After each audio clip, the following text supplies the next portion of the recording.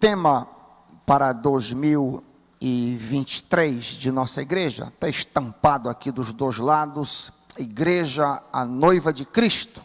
Temos o texto, os dois textos que amparam este tema. Vamos estar trabalhando durante este ano esta temática.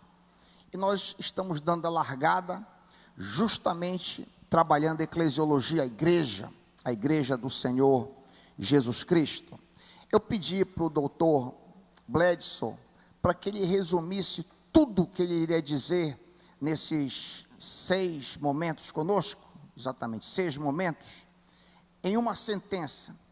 E a sentença é: o que a igreja deve ser, crer e fazer. Tudo que ele vai dizer em uma única linha. O que a igreja deve ser, crer e fazer. Ontem ele iniciou com a base das Escrituras. Ele falou sobre membresia regenerada, um panorama bíblico histórico. Hoje ele vai responder a pergunta: quem pode pertencer à igreja? Quem pode se unir à igreja de Cristo Jesus? Amanhã, sexta, todo mundo convidado, continua na mesma sequência, membresia regenerada, um ideal a ser buscado. E aí segue-se, domingo de manhã, lembrando e entendendo melhor o evangelho da igreja.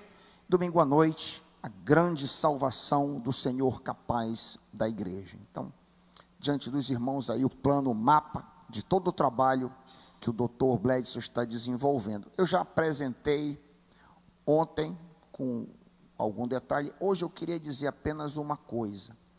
Nós temos o privilégio de ter um homem mandado pela mesma junta que apoiou Eurico Nelson e apoiou aqui com o pastor Lloyd Moon, pastor Johnny Burnett e outros homens de Deus, a junta de Richmond, do sul dos Estados Unidos. A mesma junta enviou este homem de Deus para estar conosco nesta noite e nesses dias. Vamos unir os nossos corações em oração e depositar esse servo do Senhor nos braços do Pai. Que as palavras dos lábios do teu filho e o meditar do seu coração sejam agradáveis a ti, rocha nossa e redentor nosso. Povo de Deus apoiando diz: amém, amém. Obrigado, pastor Hiker. Saudações cristãs, meus irmãos. Que a graça e paz de nosso Senhor Jesus seja com cada um. Um privilégio mais uma vez estar com vocês aqui, e parabéns aos irmãos desta igreja. Sabe por quê? Pois vocês representam 126 anos de existência desta igreja. Então, a primeira igreja batista evangélica na Amazônia. Que moral, é? Que moral. Então, que vocês representam bem seu Senhor Jesus Cristo nesta geração.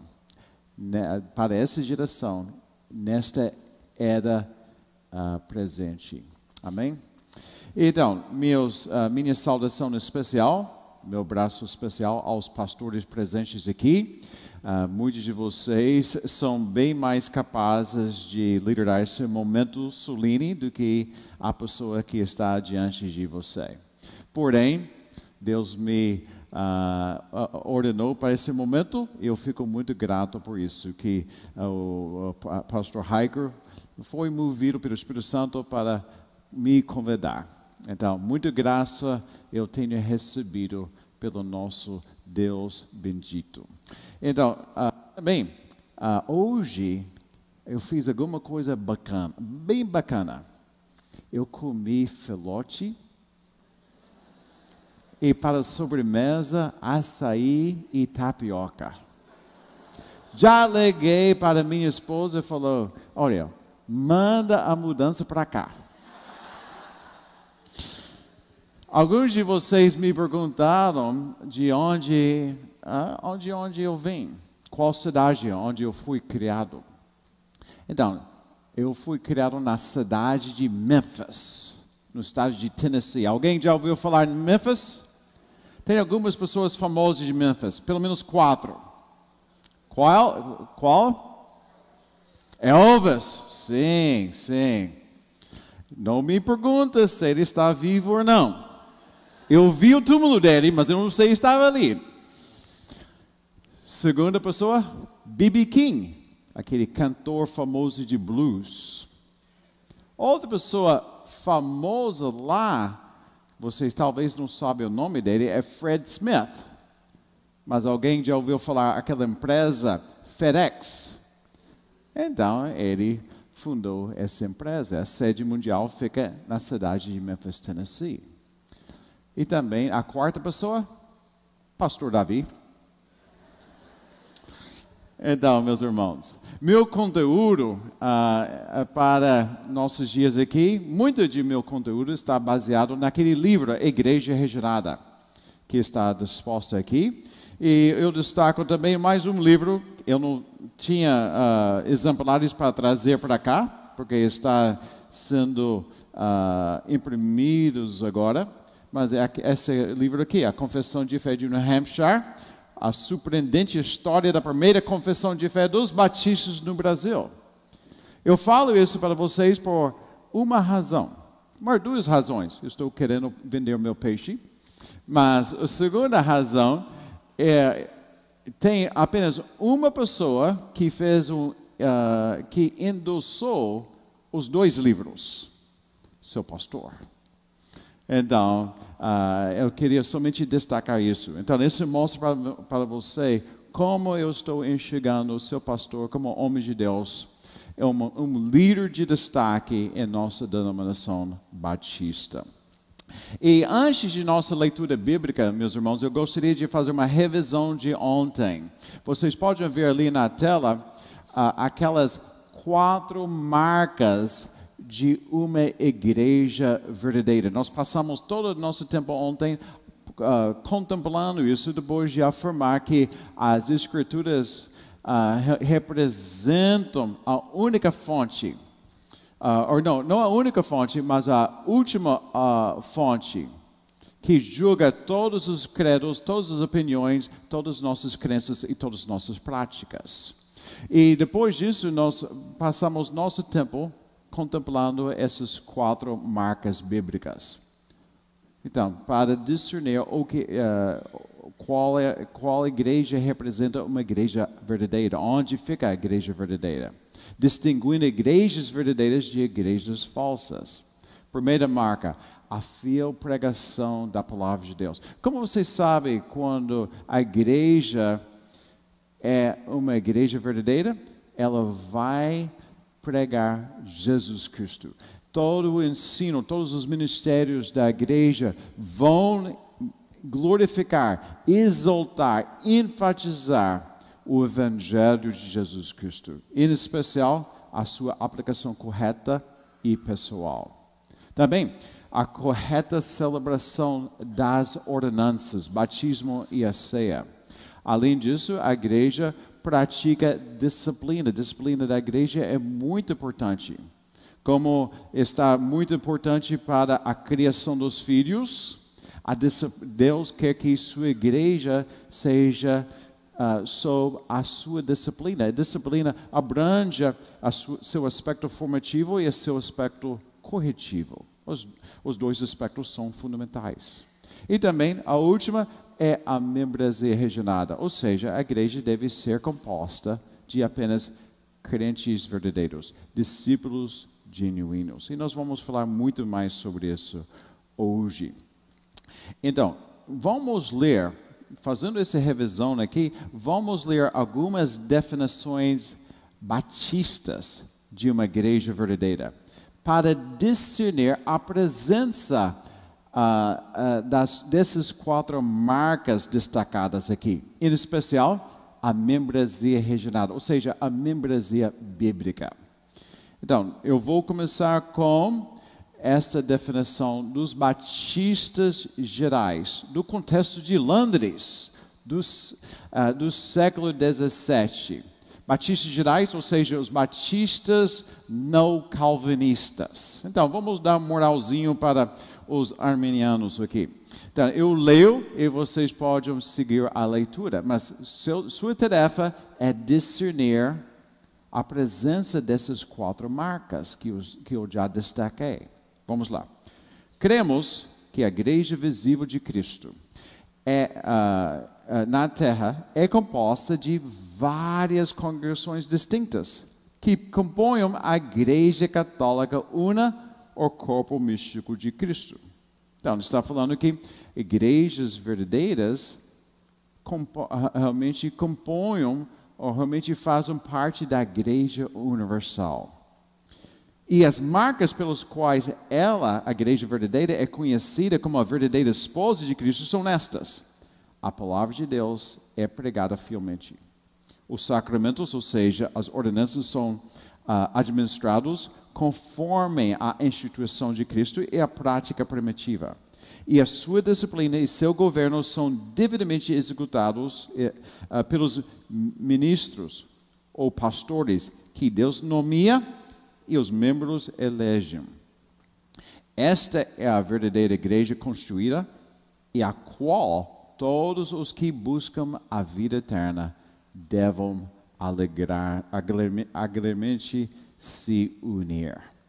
Agora, vamos avançar para o século XIX. Estou somente destacando aqui uma parte de sua herança confessional, desses crentes fiéis antes de nós.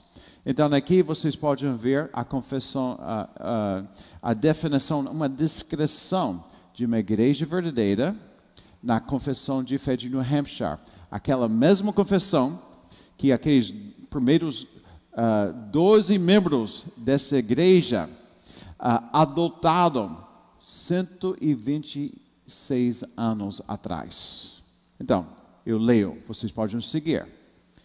Cremos que a igreja visível de Cristo é uma congregação de crentes batizados, que se associam pactualmente na fé e na comunhão do Evangelho. Observam as ordenanças de Cristo, são governados por suas leis e exercitam os dons, direitos e privilégios com os quais a sua palavra os reveste. Então, isso é o que estava na mente deles quando eles se organizaram como a igreja 26 anos atrás. Vamos prosseguir para o século XX agora. A descrição de uma igreja conforme resumida na declaração doutrinária da Convenção Batista Brasileira, ou melhor, das igrejas batistas afiliadas à Convenção Batista Brasileira. Eu leio. Igreja é uma congregação local de pessoas regeneradas, ou seja, nascidos de novo, e batizadas após profissão de fé. Tais congregações são construídas por livre vontade dessas pessoas, com finalidade de prestar um culto a Deus, observaram as ordenanças de Jesus, meditaram nos ensinamentos da Bíblia para edificação mútua e para a propagação do Evangelho. As igrejas, podemos dizer, bíblicas são autônomas, têm governo democrático, praticam a disciplina e se regem em todas as questões espirituais e doutrinárias exclusivamente pelas palavras de Deus, sob a orientação do Espírito Santo. Amém? Será que tem uma definição?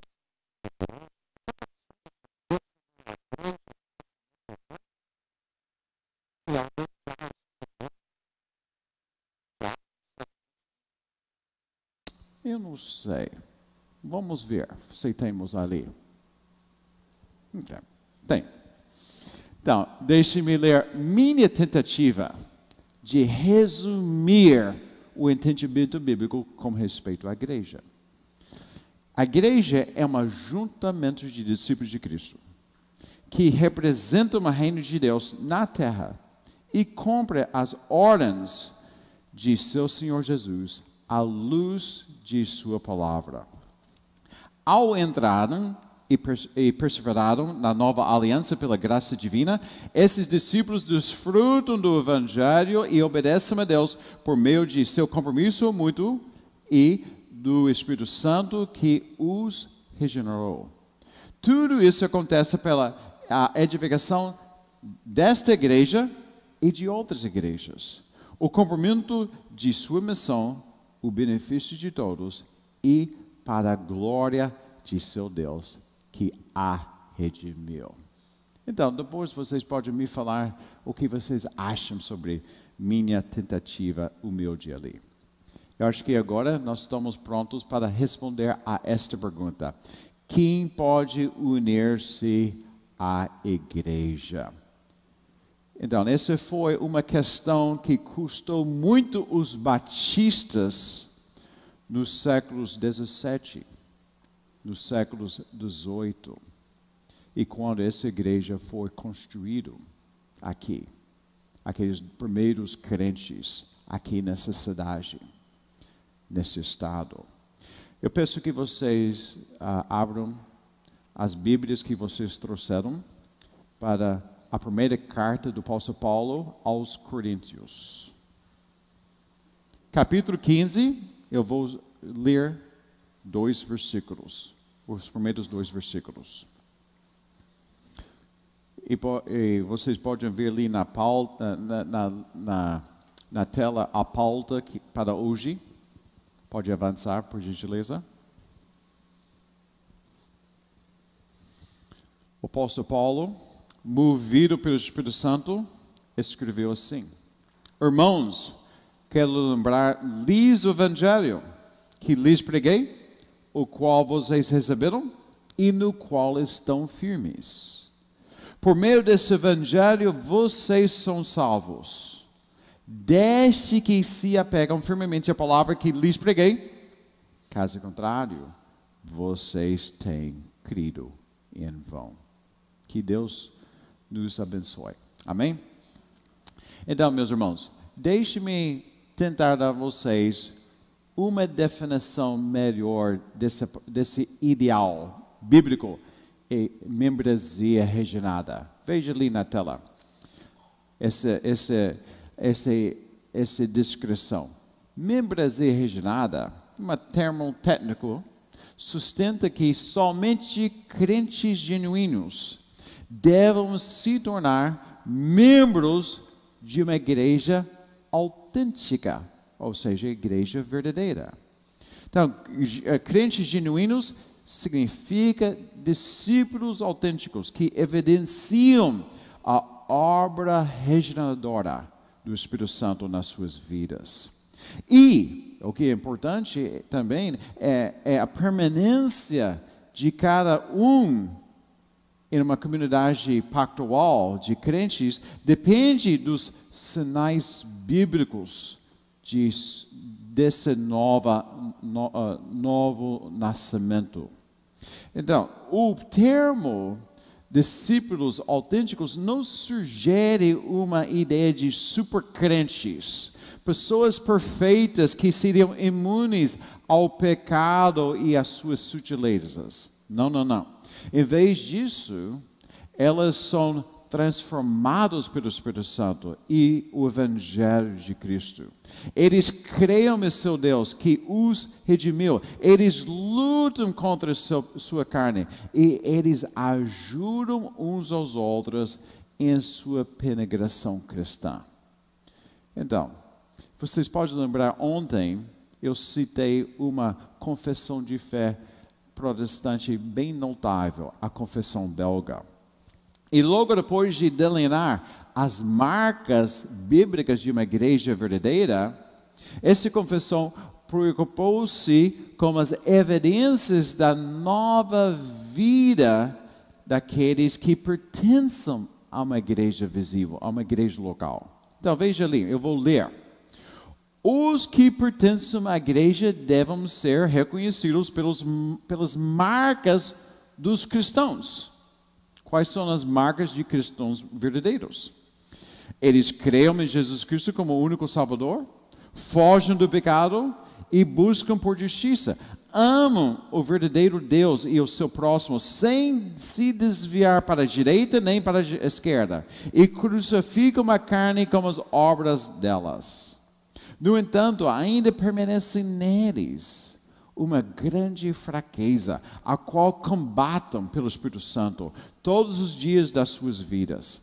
Portanto, eles apelam continuamente para o sangue, sofrimento, morte e obediência de Jesus Cristo, no qual tem a remissão de seus pecados por meio da fé nele.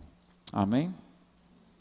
Então, pergunta: quais são os traços para esta igreja confirmar a conversão de um discípulo de Cristo? Ou seja, quais são os traços que vocês querem ver antes de batizar um novo crente?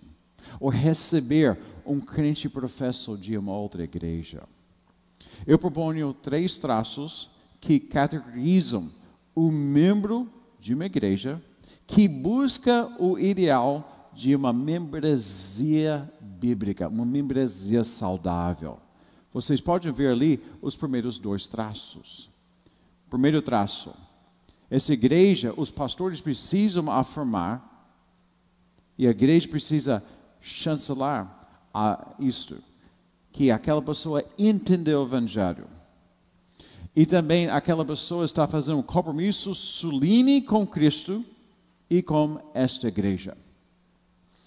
Então, veja bem, nosso discipulado cristão abrange 2 aspectos: o aspecto individual e o aspecto comunitário. O aspecto individual proporciona a oportunidade de participar em uma igreja local, aquele aspecto comunitário. Então, os 2 são fundamentais, mas é crucial chancelar que aquela pessoa entendeu o Evangelho e está alegando que recebeu o Evangelho. E ela está falando que, sim, eu quero vestir a camisa, eu quero ser um discípulo de Cristo, eu quero participar nessa igreja como membro desse corpo. Porque vocês não querem receber uma crente professo que fala que não, Jesus é meu Senhor, mas eu vou tomar a decisão como eu vou sincronizar com essa igreja. Não, não, não. Porque, se lembram, a igreja é a noiva de Cristo. A igreja é o corpo de Cristo. Pensa comigo sobre essas analogias. Essas analogias estão mostrando para nós, indicando para nós como Deus está nos enxergando como comunidades pactuais, famílias espirituais. Então, eu vou falar isso para os pastores no sábado, mas isso é muito importante aqui, meus irmãos. A sua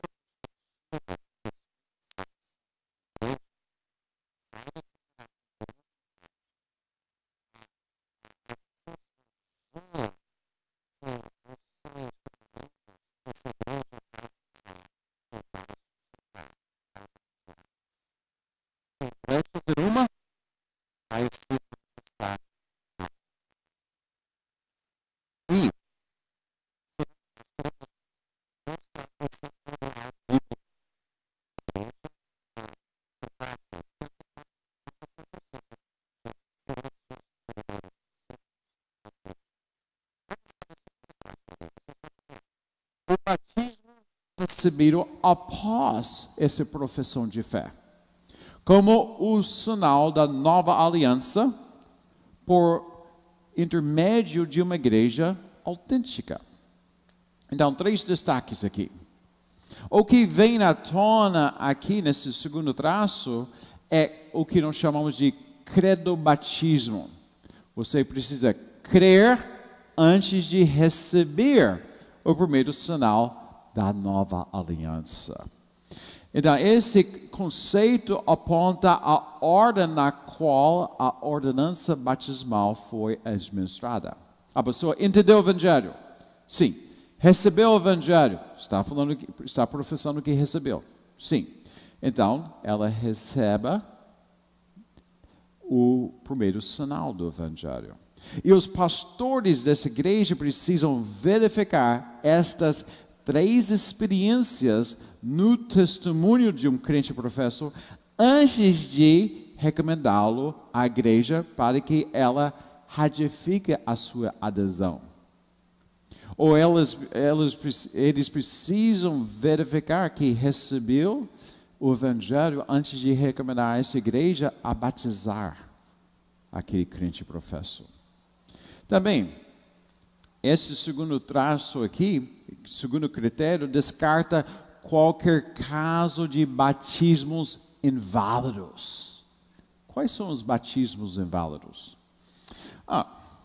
Os dois exemplos mais comuns são o que nós chamamos de peidobatismo em seu molde protestante.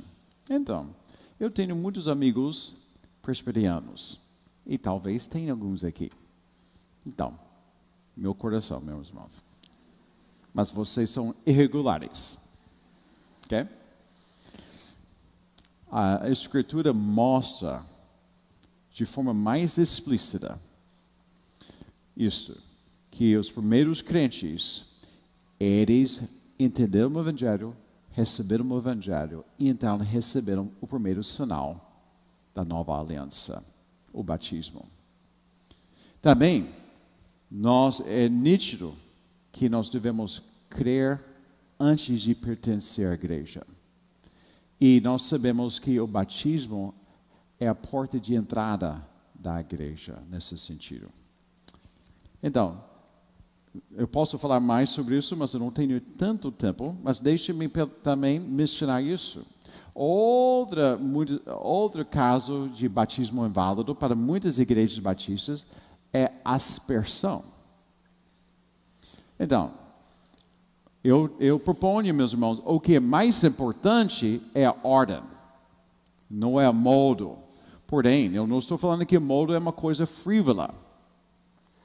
O que é mais, até todos os estudiosos bíblicos, de forma geral, estão afirmando, estão em plena concordância que os primeiros cristãos, eles emergiram os primeiros crentes, por causa do significado e por causa do entendimento daquela palavra em grego e tudo isso. Então, esta norma, sem dúvida, exclui qualquer espécie de batismo herético. O que é batismo herético? Aquele crente professo que vem de uma igreja falsa. Ou seja, uma igreja falsa não tem moral para batizar, porque ela já se corrompeu. Então, se uma igreja, ainda que se declara evangélica, batizou alguém que entendeu o evangelho, e aquela igreja é uma igreja falsa, se a pessoa de fato entendeu o evangelho, não é por causa daquela igreja, mas é apesar daquela igreja. Muitas vezes, outros crentes já entraram na vida daquela pessoa. Eu gostaria de falar mais sobre isso, mas deixe-me apenas fechar esse segundo traço com isso. Nós não devemos enxergar o batismo como apenas um simples ato denominacional ou uma prática terciária. Não, não, não. Como meu antecessor missionário apontou de modo sensacional, o William Carey Taylor, vocês podem ver ali na tela, o batismo não salva o pecador, mas salva o evangelho no decorrer de décadas na igreja. Assim disse que onde se conserva e entende o batismo bíblico, se conserva o evangelho na sua pureza. E o terceiro traço é a obediência contínua ao evangelho, em crença e vida. O que significa isso? Os membros evidenciam sua conversão pela fidelidade aos ensinos e às leis de Cristo. Meus irmãos, os apóstolos sempre destacaram em suas cartas a suma importância da perseverança do evangelho. Então, vamos ler mais uma vez aqueles primeiros dois versículos de 1 Coríntios, capítulo 15, versículos 1 a 2. Nós vamos explorar isso muito mais no domingo pela manhã, mas vamos ler. Irmãos, quero lembrar-lhes o evangelho que lhes preguei, o qual vocês receberam e no qual vocês estão firmes. Está vendo ali? Estão firmes. Por meio desse evangelho, vocês são salvos deste, melhor forma de falar, seria uma vez que se apegam firmemente à palavra que lhes preguei. Qual é essa palavra? O evangelho de Jesus. Caso contrário, você tem crido em vão. Então, ele deu uma ressalva ali. E também, o apóstolo Paulo escreveu assim para o jovem pastor, seu discípulo Timóteo: atente bem para sua própria vida e doutrina, perseverando nesses deveres. E a perseverança do crente nas doutrinas e a piedade cristãs sinaliza a esta igreja que ele é seu co-participante no reino. Bem, nós percebemos, meus irmãos, que este tríade ali, apresentado na tela ali, define as qualificações bíblicas dos novos convertidos antes de batizá-los, dos crentes professos provenientes de outras igrejas evangélicas antes de recebê-los como membros dessa igreja, e dos membros atuais que participam da mesma comunidade pactual e na ceia do Senhor. E esses três critérios não devem ser vistos como excessivos, pois são o que o Novo Testamento revela como sendo necessário para qualquer cristão. Meus irmãos, estamos falando aqui sobre o discipulado cristão. E por isso, nós podemos observar esses requisitos em muitas confissões de fé batistas. Deixe-me citar apenas duas para comprovar isso para vocês. Veja ali, desse credo ortodoxo, ou seja, dos batistas gerais do século XVII. Leiam. Ninguém deve ser admitido na igreja visível de Cristo sem ser batizado. Ou quem é qualificado? Os únicos candidatos apropriados dessa ordenança são aqueles que professam arrependimento para com Deus, fé em nosso Senhor Jesus Cristo e obediência a Ele de acordo com a santa instituição, ou seja, o Novo Testamento, a igreja, ou a Bíblia, e a prática primitiva, como os primeiros cristãos estavam praticando isso. E veja ali a segunda confissão de fé batista de Londres. Eu leio. Todas as pessoas espalhadas pelo mundo que professam a fé do Evangelho e em conformidade com ela, a obediência a Deus por meio de Cristo, não destruindo a própria profissão por meio de quaisquer erros que pervertam o fundamento ou através da impiedade de seu comportamento, são e podem ser chamadas santos visíveis. E todas as congregações locais devem ser constituídas de tais pessoas. Amém? Então, estamos começando a finalizar um pouquinho. Então, espero que vocês possam ver como nós podemos aprender da história. História não manda a igreja, mas a igreja pode receber um norteamento quando ela compara o que as pessoas antes de nós falaram à luz da palavra de Deus. Então, pergunta: vale a pena preservar tal ideal em sua igreja hoje? Vale a pena para preservar esse ideal em nossas igrejas hoje? Sim ou não? Então vamos fazer uma avaliação. Em uma escala de 0 a 10, Qual é a importância de manter esse ideal na igreja que você pertence? De 0 a 10? 10. Ok. Sabe alguma coisa? Você está em boa companhia. Deixe-me apresentar para vocês um dos meus antecessores missionários. Eu vou missionar esse homem para vocês, eu vou apresentar esse homem para vocês no sábado à noite. Zacarias Clay Taylor. Ele era um missionário batista pioneiro aqui no Brasil. Ele serviu 27 anos. Homem valente. Ou como o seu pastor sempre fala, valente. Então, veja o que ele falou. Ele sofreu pelo evangelho. Ele evangelizou. Ele era valente mesmo. Mas ele estava refletindo no finalzinho da vida dele sobre o progresso da obra batista pioneira aqui no Brasil. E veja o que ele falou. Ele falou, nosso crescimento e desenvolvimento batista no Brasil são devidos exclusivamente a uma membresia regenerada. Esse ideal. Preservando isso. Zelando por isso. E depois de falar isso, ele deu um parecer pragmático para preservar esse ideal. Vocês podem ver ali. Pois uma pessoa não regenerada na igreja pode causar mais dano do que todos que estão no mundo.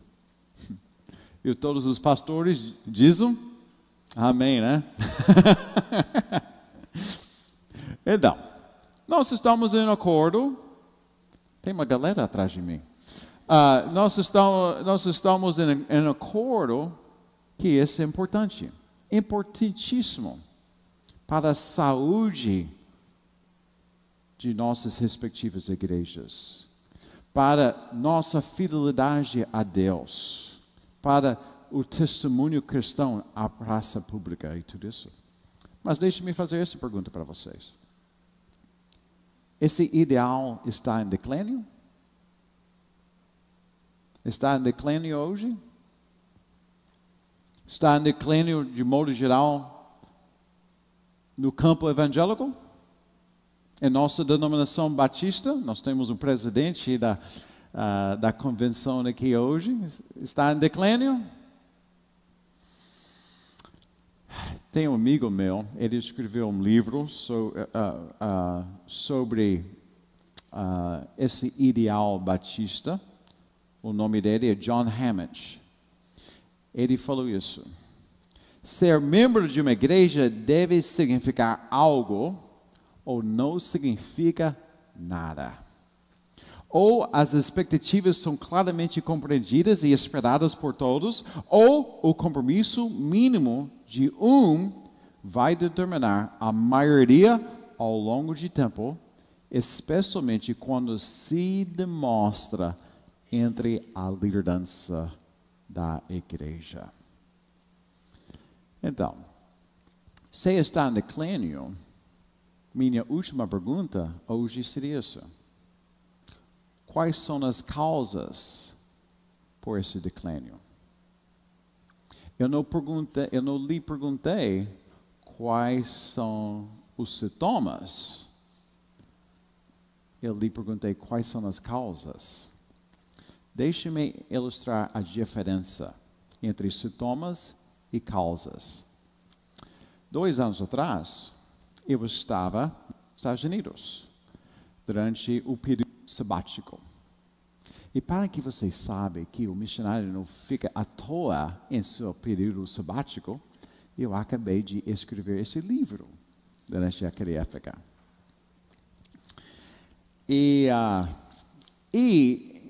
na cidade de Memphis, nos Estados Unidos, no mês de janeiro, faz muito frio. Mas nós tínhamos uma semana atípica. Então, fez um calorzinho, minha esposa queria fazer uma caminhada antes de anoitecer. Eu falei, eu topo, deixe-me terminar o que estou fazendo aqui e eu vou fazer. Mas naquele momento eu percebi uma formiguinha na minha perna. Aquela falta de sensibilidade. E depois de algum tempo aquela formiguinha se saiu e nós começamos a fazer essa caminhada. Mas eu percebi alguma diferença. Eu estava mancando. E também eu tinha dificuldade de fazer passos com essa perna. Cada vez que eu faço um passo, eu tinha que levantar minha perna para fazer um passo. Então, foi difícil. E depois de 200 metros, eu falei para minha esposa, chega, vamos voltar para casa. Isso não vai dar certo hoje. Esse problema continuava. Então, fui ao médico, já tinha uma consulta médica marcada, eu fui lá. Tenho mais de 50 anos, então eu chego lá agora com uma lista. O pastor entende essa. E a última coisa eu perguntei ao médico foi isso, o doutor, deixa-me mostrar a última coisa para ti. Eu tenho esse problema com minha perna. Minha perna, meu pé. Isso é normal? Então ele olhou. Ele botou seu dedo sobre meu pé. E quando ele botou, ele pediu que eu girasse meu pé para cima. Eu não podia resistir à força de seu dedo. Ele falou, não, isso é normal. Há um problema. Vamos fazer um raio-x de sua coluna. Eu dei a lembrança dele que o problema era meu pé. E ele me deu a lembrança que ele era médico e eu não sou. Então, deixe-me resumir essa história. A próxima semana eu estava diante de um cirurgião. E depois de muitos exames, ele me informou isso. Que meu problema foi isso.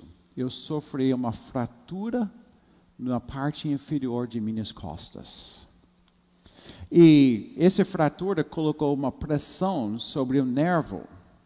E esse nervo inibiu o controle de meu pé. Também ele me informou que nós tínhamos 6 meses para corrigir esse problema. Se nós não resolvêssemos esse problema, o sintoma queda de pé seria permanente. Então, meus irmãos, o sintoma foi o queda de pé. O problema era a fratura. No capítulo 12 de meu livro, A Igreja Regenerada, eu convido o leitor a fazer uma avaliação diagnóstica de sua própria igreja. E esse exercício serve como guia para medir a presença e o grau de presença dos sintomas preocupantes e das causas que impedem o ideal de uma membresia bíblica, uma membresia saudável. Também eu recomendo uma reflexão no capítulo 11 do meu livro.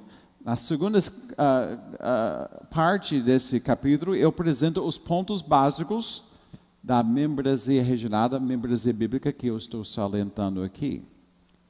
Então, nós vamos parar aqui hoje, mas amanhã nós vamos continuar e eu quero pelo menos resumir amanhã os elementos bíblicos e os elementos de prudência cristã que quando a igreja entende esses elementos, conforme a palavra de Deus, e ela aplica esses elementos de forma fiel,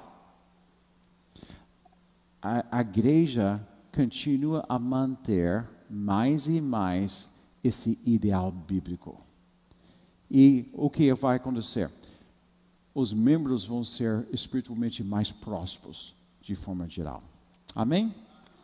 Muito obrigado por sua atenção. Gostaria de orar antes de concluir. Agradeço a Ti, Senhor, pois por meio de Tua graça, que nós não merecemos, nós somos salvos, nossas vidas foram transformadas. Nós podemos testemunhar, como crentes em Jesus, que Ele mudou nosso viver. E que nós sejamos fiéis em nossa geração para mostrar a glória de seu Filho, de teu Evangelho às outras, por meio de nossas vidas, por meio de nossas ações e por meio de nossa igreja. E Senhor, eu agradeço a Ti por essa igreja. Que história linda! Mas nós sabemos que o Senhor é o autor dessa história linda. Abençoa esse povo, chamado a primeira Igreja Batista do Pará. Em nome de Jesus. Amém. Deus abençoe, meus irmãos.